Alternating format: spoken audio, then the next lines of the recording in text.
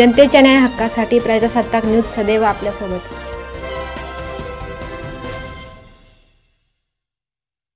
शिर्डी लोकसभा मतदारसंघातील विविध प्रश्न सोडविण्यासाठी निवडून देण्याचे अपक्ष प्रशांत निकम या उमेदवाराचे आवाहन। बेरोजगार तरुणांना रोजगार मिळण्यासाठी, शेतकऱ्यांचे प्रश्न सोडविण्यासाठी, धनगर मराठा आरक्षण सोडविण्यासाठी तसेच शिर्डी लोकसभा मतदारसंघातील विविध प्रश्न सोडविण्यासाठी मतदारसंघात उभे असलेले अपक्ष उमेदवार प्रशांत वसंत निकम यांना सर्व मतदार बंधू भगिनींनी शिलाई मशीन समोरील बटन दाबून प्रचंड बहुमताने विजयी करण्याचे आवाहन प्रजासत्ताक न्यूजशी बोलताना उमेदवार प्रशांत निकम यांनी केले आहे। सलेम सैफ प्रतिनिधी हुसैन पटेल। नमस्कार, मी निकम प्रशांत वसंत शिर्डी लोकसभा मतदारसंघातून निवडणुकीस उभा आहे। माझी पक्षाची चिन्ह शिलाई मशीन हे आहे। माझा संबंध असा आहे की या निवडणुकीत उभं राहण्याचं कारण की समाजामध्ये आत्तापर्यंत जे प्रस्थापित लोक निवडून दिलेत तुम्ही, त्या लोकांनी कधीच आपल्याकडे उघडूनही बघितलं नाही, उघड्या डोळ्यांनी पण बघितलं नाही। आपल्या मतदारसंघामध्ये 18 विश्वाचं दारिद्र्य त्यांनी पसरवून ठेवलेले, सातत्याने त्यांनी कधी कामही केले नाही, कोणाकडे लक्षही दिले नाही। ते सातत्याने फक्त त्यांच्या गुरमाईत जगत असतात। आता बघा तुम्ही, वाटलंच तर 2009 ते 2014च्या कालखंडामध्ये भाऊसाहेब वागचौरे निवडून आले। त्यांनी फक्त आणि फक्त त्यांच्या समाजापुरताच मर्यादित विचार केला, बाकीच्या समाजाकडे त्यांनी दुर्लक्ष केलं। मराठा समाज असेल किंवा आदिवासी समाज असेल, यांच्याकडे कधीच त्यांनी लक्ष दिलं नाही। पण सारखं त्याच्यानंतर 2014 ते 2019चा कालखंड, 19 पासून 2024च्या कालखंडापर्यंत सदाशिव लोखंडे यांनी 10 वर्ष उमेदवारी शिर्डी मतदारसंघातून राहिले ते, पण त्यांनी कधीच बघितलं नाही। वय वर्ष एवढं झालं त्यांचं, तरी त्यांना कधी मतदारसंघात फिरण्याची वेळच आली नाही। त्यांना असं वाटलं का मी एक नेता आहे बुवा, मी कुठं हिंडू शकत नाही बुवा, मग त्यांनी कधी लक्षच दिलं नाही तळागाळापर्यंत। त्याच्यामुळं आपल्याला मी जो तरुण तडफदार आहे, माझ्याकडे नेतृत्व करण्याची संधी मला या मतदारसंघाने द्यावी आणि जे 16 लाख मतदार आहे त्यांनी मला या मतदारसंघातून निवडून द्यावं प्रचंड मताने। मी फार माझ्याकडे नाही पैसा पाणी काहीच नाही, मी एक सामान्य कुटुंबातला आहे, गरीब विद्यार्थी आहे। माझ्याकडे मी काय मोलमजुरीने काम करतो, माझं वेल्डिंगचं स्वतःचं दुकान पण आहे, पण मी तिथं मोलमजुरीनेच करतो कामं। वेल्डिंगचं काम म्हटल्यानंतर मग कसं राहतं, कोणाच्या उंबऱ्यात जाऊन कामं करावं लागतं रोजंदारीने, आणि ते काम करत असताना लोकांनी आपल्याकडे लक्ष दिलं पाहिजे। आणि आपल्याला वाटतं समाजात मी बघितले लहान लहान कुटुंबातले लोक कसे जगत असतात, प्रत्येकाला वाटतं का बाबा आपला काहीतरी विकास घडावा। मतदारसंघामध्ये रोजगाराच्या संधी नाही निर्माण केलेल्या, यांनी काहीच केलेलं नाही। सदाशिव लोखंडे असतील, भाऊसाहेब वागचौरे असतील, यांनी कधीच लक्ष दिलं नाही समाजामध्ये। 2014 ते 2024च्या कालखंडामध्ये सदाशिव लोखंडेंनी सातत्याने फक्त एकच सांगितलं का बाबा निळवंडे धरणाचं काम मी केलेले आहे, पाण्याची हे केलं, साठवणुकीचे तलाव बांधण्यासाठी आम्ही हे मतदारसंघामध्ये चाऱ्यांचे कामं करतो आहे, पण ते काही पूर्ण झालेच नाही। शेतकऱ्यांना पाणी अजून मिळालं, पण आता एवढा कडाक्याचा उन्हाळा पडलेला आहे सध्याला, त्या मतदारसंघामध्ये पाणी पण नाही आहे। आणि आता इलेक्शन लागू झाले तर आता 15 दिवसाचं रोटेशन त्यांनी नदीला सोडले, पण ते 15 दिवसाच्या रोटेशन नंतर काय करायचं बघ? 4 जूनला रिझल्ट लागणार, त्याच्यानंतर काय करायचं? पाऊस पडेल का नाही पडेल याची गॅरंटी नाही आपल्याला। मतदारसंघामध्ये संपूर्ण महाराष्ट्रामध्ये पाऊस पडण्याची शक्यता कमीच राहते, कारण की आपला भाग दुष्काळी भाग आहे। आणि नगर जिल्ह्यात या दोन्ही नेत्यांनी कधीच लक्ष दिलेले नाही। सदाशिव लोखंडे असतील, त्यांनी कधीच लक्ष दिलं नाही। आता भाऊसाहेब वागचौरे, त्यांनी मतदारसंघामध्ये कुठेच कामं केलेली नाही, आणि त्यांनी तर पळवाटा काढून त्यांनी त्यांचे मार्ग मोकळे करून घेतले। पण मी असा उमेदवार आहे, गरीब कुटुंबातला नाही आहे, भांडवलशाही अर्थव्यवस्था नाही आपल्याकडे, पण मी ह्या मतदारसंघामध्ये जिथं जिथं मला शक्य होईल, संपूर्ण मतदारसंघामध्ये 600 गावं 6 तालुक्यांमध्ये संपूर्ण ठिकाणी मी काम करण्याची माझी इच्छा आहे। आणि तेवढं मी पूर्ण माझ्या मार्गाने जे होईल तेवढं मी शक्य असेल तेवढं करणार।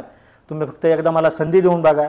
माझी निशाणी अनुक्रमांक 14 आणि निशाणी शिलाई मशीन हे, त्या शिलाई मशीनला तुम्ही प्रचंड मताने विजयी करा आणि संपूर्ण महाराष्ट्राला कायापालट करून दाखवा की आम्ही मतदार आहोत, आणि ह्या मतदारांमध्ये जो अधिकार आहे तो बदलण्याची ताकद मतदारांमध्ये आहे। उमेदवाराला कोणता योग्य उमेदवार आहे आणि कोणता अयोग्य उमेदवार आहे हे दाखवण्याची संधी तुम्हाला आता येतात 2024 ते 2028च्या कालखंडामध्ये तुम्ही दाखवून द्या या जनतेला का बाबा गरीब उमेदवार हा कसा असतो आणि का निवडून द्यावा। गरीब उमेदवाराला निवडून दिल्यानंतर तुम्हाला समजेल का बाबा गरीब उमेदवार मतदारसंघात 16 लाख उमेदवारांपर्यंत नाही तर निदान 5 ते 6 लाख उमेदवारांना काम देण्याची त्याच्यात इच्छा आहे. काहीतरी रोजगार निर्माण करीन. यांनी कोणता रोजगार निर्माण केला आपल्यासाठी? मतदारसंघामध्ये एकही रोजगार निर्माण नाही केलेला. ज्या पद्धतीने महाराष्ट्राच्या राजकारणामध्ये विखे पाटील असतील किंवा थोरात पाटील असतील, त्यांनी त्यांच्या वर्चस्वासाठी तरी त्यांनी त्यांचे सहकार क्षेत्राची निर्मिती करून किंवा औद्योगिक क्षेत्राची निर्मिती केलेली आहे, प्रशिक्षण संस्था निर्माण केलेल्या आहे. तसं यांनी काय केलं आपल्यासाठी? राखीव मतदारसंघामध्ये आपले उमेदवार आहे, पण राखीव मतदारसंघामध्ये असं कोणतं त्यांनी काम केलं आहे आपल्यासाठी? कोणत्याची इंडस्ट्रीयल निर्माण केलेली? कोणतीच नाही केलेली त्यांनी. भाऊसाहेब वागचौरे यांनी आश्वासन दिलं होतं 2009 ते 2014च्या कालखंडामध्ये कमी चपलाचा कारखाना खोलेल म्हणून, पण आज कुठं काय चपलाचा कारखाना खोलला आहे? आता त्यांचंही वय झालेलं आहे, त्यांनी थांबून घ्यायला पाहिजे ना. वयाची आट असते काहीतरी, नाही आपल्याला पळवत तर थांबून घेतलं पाहिजे कोणत्या तरी गोष्टीसाठी त्यांनी पण. आणि सदाशिव लोखंडे तर म्हणतात बुवा एवढा मोठा मतदारसंघ आहे, या मतदारसंघात मी कुठं कुठं फिरायचं बुवा. तर मग नाही फिरू शकत तर आपण थांबून घेतलं पाहिजे ना. युवा चेहऱ्याला संधी दिली पाहिजे आणि प्रस्थापित राजकारण्यांनी पण विचार केला पाहिजे का बुवा जनसामान्याला पण संधी द्यायलाच पाहिजे. जे मतदारसंघामधले 6ही तालुक्यातले आमदार आहे, यांनी प्रतिष्ठेने चांगले चांगले कामं केलेले, प्रत्येक तालुक्यात त्यांचे सहकार क्षेत्रात निर्मिती केलेली. पण ज्यांनी तो उमेदवार दिलेले त्या उमेदवारांनी आत्तापर्यंत काहीच उभं केलेलं नाही आपल्या मतदारसंघामध्ये. त्यांनी कधीच लक्ष नाही दिलं नाही का. मग त्याकरता आपणही आता योग्य संधी आपल्याला. प्रस्थापितांनी त्यांचं राजकारण यशस्वीपणे पार पाडलेलं आहे. आता फक्त हे त्यांच्या स्वार्थापोटी ह्या मतदारसंघात हे 2 ते 3 उमेदवार उभे केलेले आहे त्यांनी. त्यांना फक्त आणि फक्त त्यांच्या हितासाठी बघायचं आहे. आपल्याला आपलं हित नाही, आपल्याला आपल्या मतदारसंघाचा विकास घडवून आणायचा आहे. रोजगार हा परिपूर्ण मिळालाच पाहिजे जनतेला. शेतकऱ्यांचे प्रश्न हे मार्गी लागलेच पाहिजे. गोरगरीब जनता ही कष्टाळू जनता आहे, त्यांना कुठं आसरा भेटणार? एकतर या मतदारसंघामध्ये एकदा तुम्ही संधी देऊन बघा फक्त.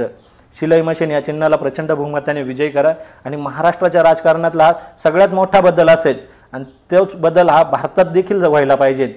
राजकारण हे छोटंसं असतं, पण लोक आपल्याला दाखवतात की हे लय मोठं आहे. राजकारणाला पैसा लागत नाही. इथं फक्त माणूस चांगला हवा आहे. प्रगती ही फक्त माणसावर अवलंबून असते.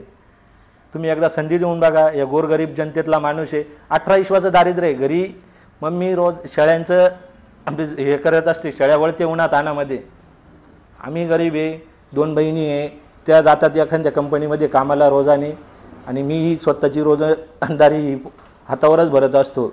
पण तुम्ही एक विचार करा, जनता ही स्वावलंबी होण्यासाठी जनतेला फक्त काय हवं आहे अपेक्षित का बाबा प्रगती कशी होईल, आपल्याला आपले मार्ग कसे भेटतील. आपल्याला विकास हा घडवण्यासाठी असतो. बघा तुम्ही वाटलंच तर गाव पातळीवर ग्रामपंचायत लेवलला एवढे मोठे मोठे अनुदान येतात, पण देती नाही गरीबाला. घरकुल योजना असतील देती नाही. पेन्शन योजना, महिला पेन्शन योजना आहे, पण अख्ख्या महिलांना ती भेटत नाही.